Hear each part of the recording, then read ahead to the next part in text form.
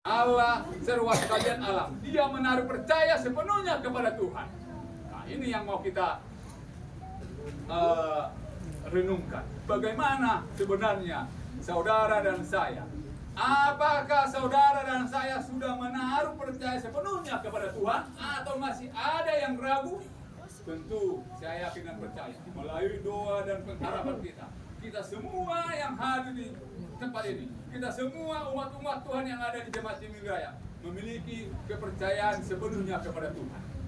Itulah buktinya.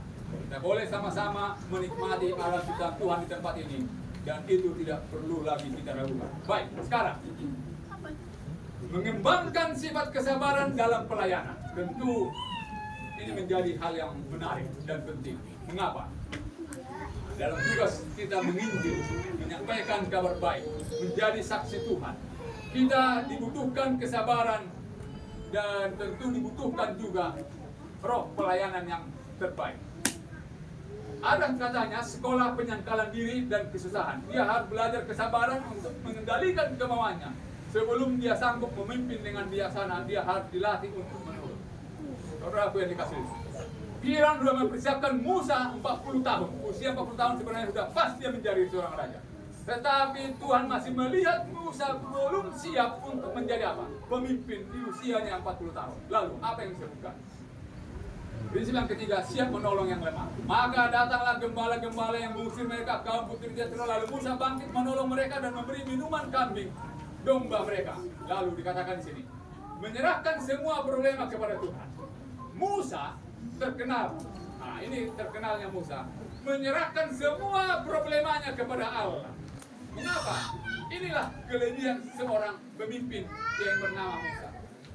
Ada kalanya kita lupa menyerahkan, bergantung sepenuhnya kepada Tuhan atas persoalan yang sedang kita hadapi. Musa berseru kepada Tuhan, katanya, apakah yang akan kulakukan kepada bangsa ini? Sebentar lagi mereka akan melempari aku dengan batu. Inilah ketakutan Musa. Musa walaupun dia pemimpin yang hebat, tetapi dia saat itu dia memiliki rasa ketakutan. Tetapi rasa takut dia disampaikan kepada Tuhan, bukan kepada orang lain. Dan aku yang dikasih Yesus. Tetapi setelah Musa berumur 80 tahun, visinya kelihatannya berubah pada waktu dia dipanggil oleh Allah. Tentu ini usia juga memberikan kepada kita waktu yang terbaik untuk menjadi pelayan Tuhan. Ada umat Tuhan yang usianya mungkin seperti kita sangat senang, Kevin, Andrew, siapa lagi? Obaja, perempuan, Elita,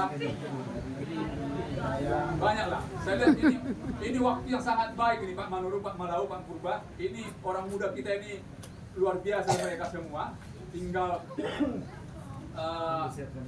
mempersiapkan mereka menjadi apa? Yang gereja di kemudian hari. Mereka sudah mandiri. Sudah saya lihat bagaimana kemandirian mereka mengorganize ataupun membuat suatu ibadah.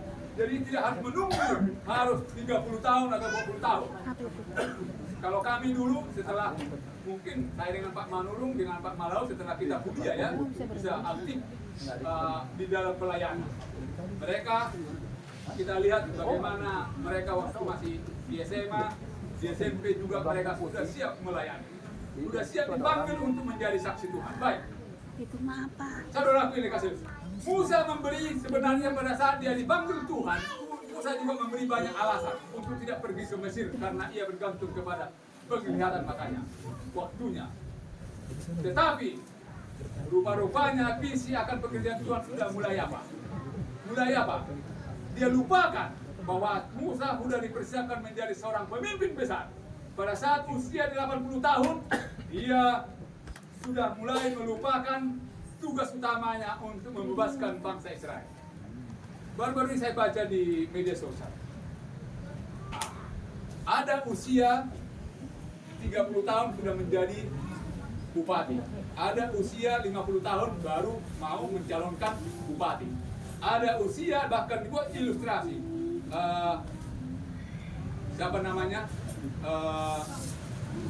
Yang sekarang terpilih presiden usia Gibran. 10 tahun baru dia apa? Terpilih jadi presiden. Jadi ada banyak rupanya rencana Tuhan bagi kita untuk menjadi pelayan-pelayan Tuhan. Jadi pada saat sekarang kita dipanggil untuk menjadi saksinya, jangan keraskan hatimu. Rupanya begitu. Musa menganggap dirinya orang biasa saja. Memang benar, kita harus menganggap diri kita adalah orang biasa. Lalu Musa berkata kepada Allah, siapakah aku ini, maka aku akan menghadap Firaun dan membawa orang Israel keluar dari Mesir. Itulah jawaban Musa pada saat Tuhan memanggil dia. Lalu Musa berkata kepada Allah, tetapi apabila aku mendapatkan orang Israel dan berkata kepada mereka, Allah nenek moyangmu telah mengutus aku kepadamu, dan mereka bertanya kepadaku, bagaimana tentang namanya, apakah yang harus kujawab kepada mereka? Lalu Tuhan menjawab demikian. Lalu sahabat Musa, bagaimana jika mereka tidak percaya kepadaku dan tidak mendengarkan perkataanku, melainkan berkata, Tuhan tidak menampakkan diri kepadamu? Keluaran 4 ayat 1. Saudaraku yang dikasihi Yesus. Lalu kata Musa kepada Tuhan, Tuhan, aku ini tidak pandai berbicara. Dahulu pun tidak, dan sejak engkau berfirman kepada hambamu ini pun, sebab aku berat mulut dan berat lidah. Keluaran 4 ayat 10. Ini adalah alasan manusiawi yang dibuat oleh apa? Oleh Musa. Musa khawatir tidak dapat berbicara dengan lancar dengan bahasa Mesir. Ya padahal dia udah 40 tahun di Mesir. Dia masih menyampaikan itu alasan supaya Tuhan memilih yang lain untuk Tuhan utus menjadi pemimpin. Itu apa yang dikasih itu? Apa yang dilakukan oleh Tuhan? Akhirnya Tuhan harus menyadarkan Musa akan visi pelayannya yang pernah dia terima di masa mudanya. Apa itu? Tentu barulah Musa siap menjalankan misi Allah yang bagi umatnya yang rindu untuk dibebaskan dari perhambaan fisik, mental, dan rohani agar dapat beribadah kembali kepada Tuhan. Saudaraku yang dikasihi, sekarang banyak jiwa-jiwa yang harus kita menangkap. Hanya memang kita belum mendapatkan metode ataupun langkah yang harus kita buat. Di kampung juga saya melihat ada banyak prospek jiwa. Prospek banyak jiwa. Khususnya melalui sekolah. Tetapi kami masih takut. Kami guru-guru masih takut untuk menyampaikan kabar baik ini. Bayangkan di sekolah tempat kami melayani sekarang ada banyak umat muslim yang masuk. Kita selalu masih hati-hati untuk memberikan pengajaran ataupun buat mereka menyampaikan kekabaran firman Tuhan kepada mereka. Bahkan kita sangat hati-hati sekali. Memang itu perlu, tapi masih saya lihat belum ketemu ininya. Poin sama seperti yang Musa rasakan, dia tidak memiliki sanggupan untuk menyampaikan kabar baik itu untuk membebaskan bangsa Israel daripada Mesir, dari perhambaan Mesir.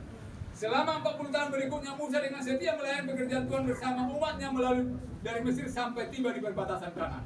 Bayangkan, setelah Musa menerima panggilan itu, Musa menggunakan waktu 40 tahun yang ketiga untuk menjadi apa? Pemimpin yang luar biasa. Saudara aku yang dikasih Yesus, mengingatkan Musa selalu menghormati visi Allah di atas segala sesuatu. Maka Allah pun memberi kehormatan yang luar biasa kepada hambanya yang setia itu.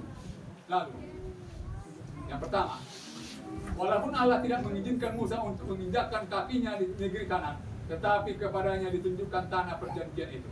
Sejarah umat Israel di kemudian hari serta kedatangan Yesus yang pertama dan yang kedua kalinya. Yang kedua, Musa, pada waktu Musa meninggal dunia, yang menguburkan dia adalah para malaikat surga. Itu dapat dalam Alfa dan Omega, jilid 2 halaman 9. Luar biasa. Walaupun Musa akhirnya tidak bisa menginjakkan kakinya di tanah Kanaan, tanah perjanjian itu. Oleh karena Tuhan telah menyuruh dia untuk berhenti di tepi sungai Yordan itu dan hanya menatap tanah perjanjian itu. Tetapi Tuhan masih memberikan kesempatan bagi dia yang sangat luar biasa, kehormatan yang sangat besar. Saudara aku yang kasih, Yesus Kristus anak Allah yang telah membangkitkan Musa dari kematian kepada hidup yang kekal. Alfa dan Omega halaman jilid 2 halaman 9. Lalu Musa bersama Elia turun ke bumi ini untuk menguatkan Yesus sebelum menuju kematiannya di kayu salib. Saudara aku yang kasih, mengapa kita mau menjadi saksi Tuhan? Yang terakhir sebagai kesimpulan adalah panggilan Tuhan kepada kita menjadi saksinya. Bahwa memang Yesus telah yang memanggil saudara dan saya.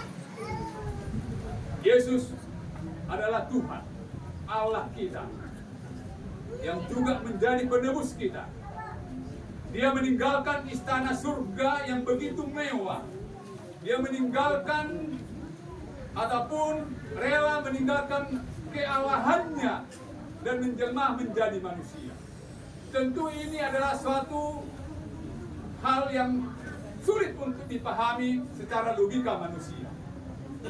Tetapi rencana penebusan itu harus tetap dijalankan setelah Adam dan Hawa jatuh ke dalam dosa. Oknum kealahan itu melakukan musyawarah di surga untuk siapa yang bisa, yang harus menjadi, yang menjelma menjadi manusia untuk menebus manusia yang jatuh ke dalam dosa. Diputuskanlah Yesus, yaitu Allah Anak, yang akan menjadi juru selamat, yang juga Tuhan, yang akan meninggalkan istana surga. Tentu panggilan kepada Yesus ini sepertinya yang biasa-biasa saja. Tapi coba kita bayangkan, kita renungkan baik-baik. Pada saat Yesus menjelma menjadi manusia, Yesus harus mengikuti tahap demi tahap. Dia harus masuk ke dalam rahim seorang wanita yang dipilih oleh Tuhan, itu Maria. Maria melahirkan dia, dan saat Yesus lahir hanya di kandang domba. Padahal dia seorang raja. Apakah dia tidak bisa lahir di istana? Apakah dia tidak bisa lahir di hotel tempat kita menginap? Tentu hal yang tidak mungkin. Semuanya mungkin bisa dilakukan karena dia Tuhan pemilik alam semesta. Tetapi Yesus harus lahir di kandang domba. Begitu hinanya.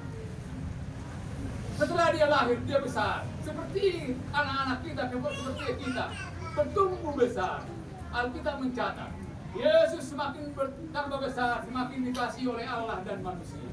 Setelah dia besar, dia banyak yang mencemooh dia, banyak yang mengejek dia, banyak yang merendahkan dia. Dan pada saat dia juga mulai pelayanannya, di situ dia mulai banyak juga yang merendahkan dia. Banyak yang tidak percaya kepada dia bahwa dia adalah seorang Yesus, seorang juru selamat yang akan membebaskan umat Tuhan dari perhambaan dosa. Banyak orang yang tidak percaya bahwa Yesus itu adalah juru selamat pribadi mereka. Setelah dia memulai pelayanannya, dia banyak menyembuhkan orang sakit, bahkan orang mati pun dia bangkitkan. Saudaraku yang kasih, tentu panggilan untuk menjadi saksi Tuhan. Setelah Yesus dihakimi, dia harus menanggung beban yang sangat berat. Beban yang sangat berat itu adalah dia harus rela mati. Kematian Yesus ini adalah kematian yang juga kematian yang tidak masuk akal manusia. Oleh karena apa? Yesus tidak melakukan kejahatan apapun, tetapi dia dihukum mati. Dan hukuman mati yang sangat mengerikan dan sangat menyedihkan. Kalau hukuman mati yang pernah kita lihat, paling ditembak, dihukum gantung, itu mungkin masih biasa. Tetapi hukuman mati yang dialami oleh Yesus adalah hukuman yang sangat mengerikan. Apa itu? Hukuman mati harus disalibkan. Zaman itu dan zaman sekarang, hukuman mati disalibkan adalah hukuman yang paling terberat yang ada di alam semesta ini.